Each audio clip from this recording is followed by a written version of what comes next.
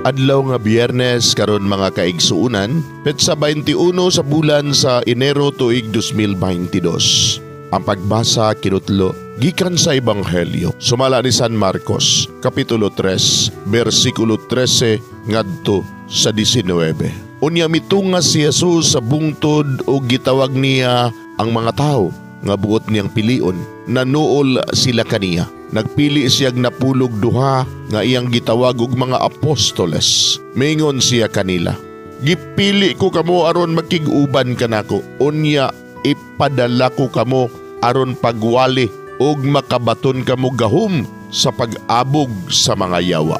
Mao kini sila ang napulog duha nga gipili ni Jesus. Si Simon nga ginganlan niyag Pedro, ang mga anak ni Zebedeo. Si Santiago ug si Juan nga ginganlan niyag Boanerges, sa ato pa mga anak sa dalugdog.